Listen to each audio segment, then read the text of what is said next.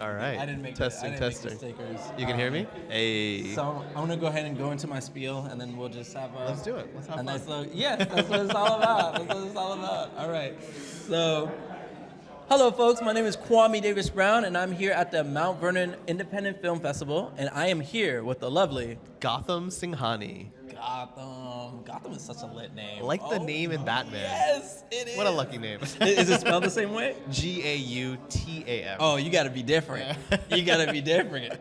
I love it though, Gautam. The crazy little backstory is I was named after the Buddha, Gautama Siddhartha Buddha. That's how the name comes to be. Okay, some semblance, some meaning there. We love that. So please let the people know what it is that you do and Sure. how you're involved with the film festival. Yeah, well, first off, thank you so much, Mount Vernon Independent Film Festival, for having me. Mm-hmm. It's been incredible just being here and seeing the audience.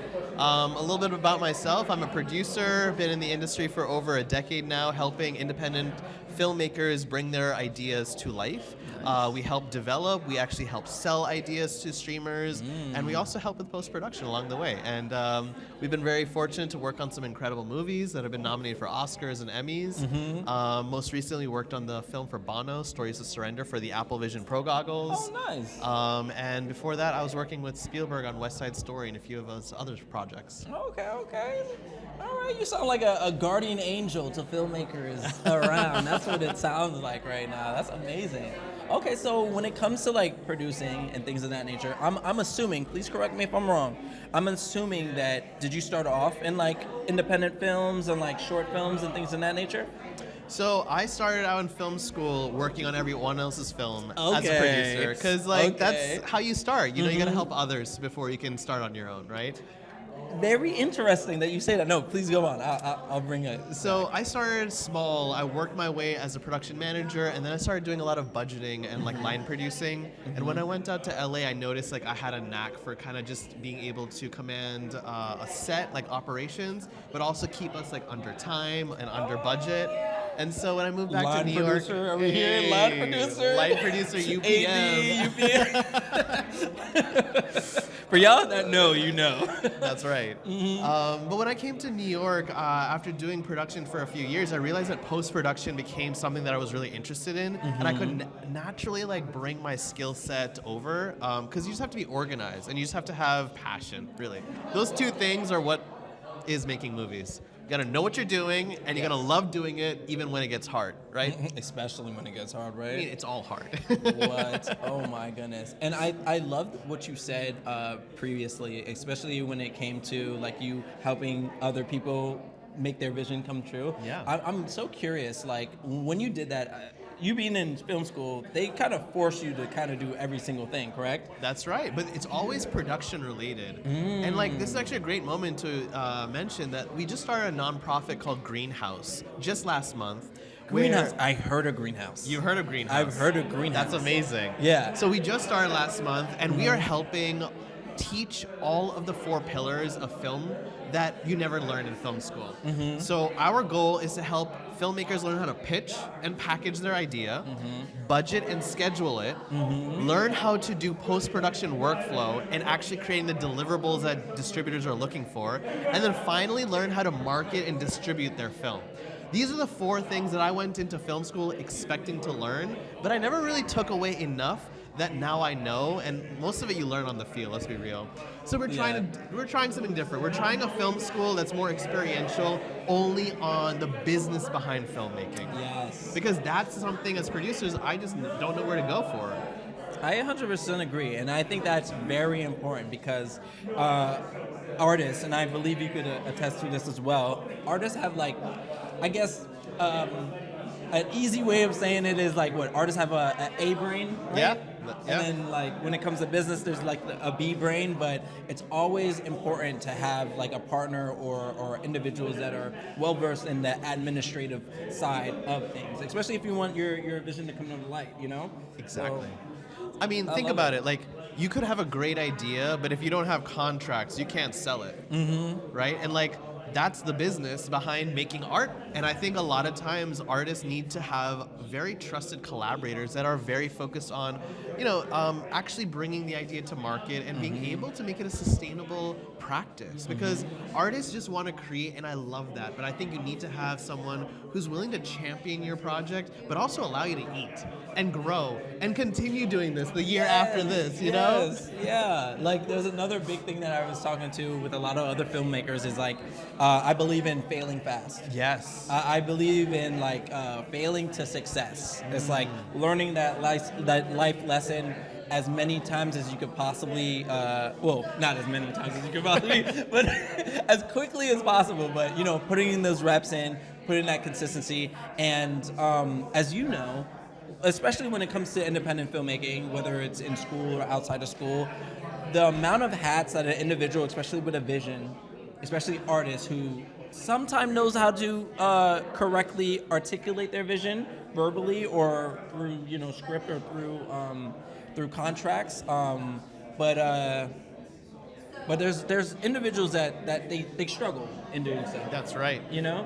And I think when you struggle in anything, you just want to make sure that you build a good team that can strengthen your weaknesses, right? Like when I look for an artist, I'm looking for someone who can take my idea and actually go in that same direction, and vice versa. The artist needs to be like, hey, I don't know how to do accounting, so let me make sure that like my finance team has all the receipts all properly organized, so that when we go for our tax credit and we are looking for that 30% from New York, that they are gonna give it to you, because a lot of independent filmmakers who are looking to get the tax benefits of shooting in New York, they don't recognize the amount of paperwork and the meticulous notes that you have to take from pre-production all the way to post-production.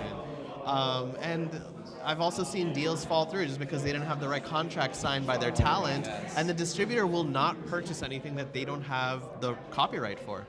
100%. I 100% agree with you. Like that's very important. I mean, there's some jargon that I'm still trying to follow up with, but I'm picking up what you're putting down. I love that. And I loved what you just said. Like in my opinion, I believe cast and crew is a community. Absolutely. Common unity, coming together to create. You know? And no matter how big or how small a cast and crew might be, like that sense of community is important, Yeah. And I was just curious, when you think of community, you think of creating your cast, or like you just talked about artists, but on the other side, like when you think of those that you want to work with, which you want to collaborate with, things of that nature, is there anything that you pinpoint? Is there anything that you focus on? It's so interesting that you bring this up, because I've been thinking a lot about community, having started Greenhouse.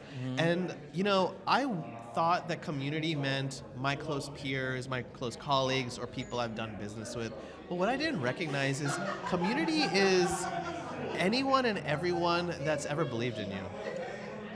I think community is... Say that again, please. Right? Community is people who believe in you. Wow. And they show up for you. And you can only cultivate community by being community for others. And so whenever I was looking at organizations that do really well, it's because they show up in spaces for other organizations. And when I recognized that, I started doing that more. I'm here at Mount Vernon Independent Film Festival, supporting Brian over here, who's behind the camera. And in reality, it's moments like this that I found community in him, and he found community in my team. And like that, we're growing together. And the only way to grow together is just to, be together. 100%. I love it. Oh, you got gems on gems on gems. Should we get some chairs and pull up and do a little podcast? right. Have a little podcast? Yeah, I might invite you to my podcast. Listen, let's do it. I'm so down. Yeah.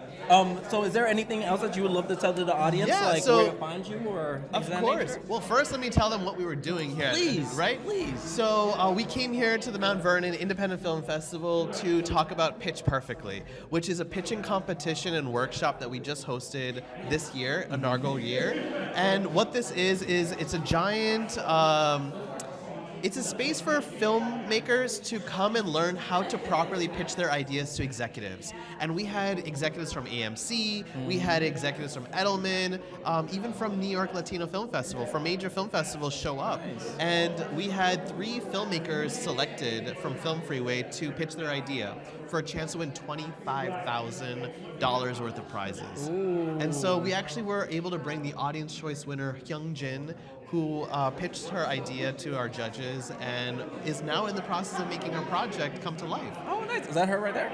That is her, actually. Oh, We're going to do a little awesome. quick shout out to her when she comes let's go here. ahead. Let's do that. But what's incredible is this workshop has something that we've been working on for a year now, but this competition's allowing access for filmmakers to get in front of executives, to win a prize, to get publicity and visibility for their projects to actually gain momentum and traction.